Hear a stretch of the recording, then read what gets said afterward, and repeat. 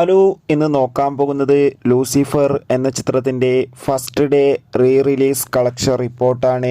വീഡിയോയിലേക്ക് മുൻപ് video like ചെയ്യുക, ചാനൽ സബ്സ്ക്രൈബ് ചെയ്യുക. ഈ വരുന്ന മാർച്ച് ഏപ്രിൽ മാസങ്ങളിൽ അങ്ങോട്ട് ധാരാളം ചിത്രങ്ങൾ OTT റിലീസ് ചെയ്യും.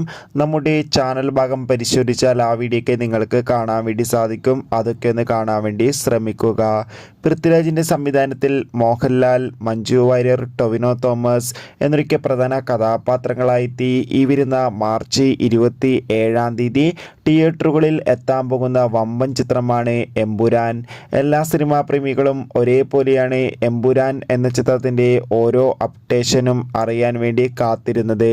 എമ്പുരാൻ എന്ന ചിത്രത്തിൻ്റെ ഒഫീഷ്യൽ ട്രെയിലറിനൊക്കെ അതിഗംഭീരമായ പോസിറ്റീവ് റെസ്പോൺസ് ആയിരുന്നു സ്വന്തമാക്കാൻ വേണ്ടി സാധിച്ചിട്ടുണ്ടായിരുന്നത്. ചിത്രത്തിൻ്റെ റിലീസിന് മുന്നോടിയായി ലൂസിഫർ എന്ന ചിത്രം, അതായത് എമ്പുരാൻ എന്ന ചിത്രത്തിൻ്റെ ആദ്യ ഭാഗമായ ലൂസിഫർ എന്ന ചിത്രം ഇന്നലെ മാർച്ച് 20 തിയേറ്ററുകളിൽ റീ റിലീസിന് എത്തിയിട്ടുണ്ടായിരുന്നു.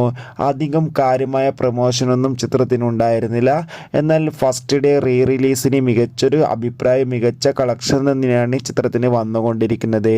ഇപ്പോൾ കിട്ടുന്ന ട്രാക്കിംഗ് റിപ്പോർട്ടുകൾ പ്രകാരം ആദ്യ ദിവസം മാത്രം ചിത്രത്തിന് ഏകദേശം കേരളത്തിൽ നിന്ന് 8 ലക്ഷത്തിൻ്റെ അടുത്ത് വരെ കളക്ഷൻ നേടിയെടുക്കാൻ വേണ്ടി സാധിക്കുമെന്നാണ് ട്രാക്കിംഗ് റിപ്പോർട്ടുകൾ സൂചിപ്പിക്കുന്നത്.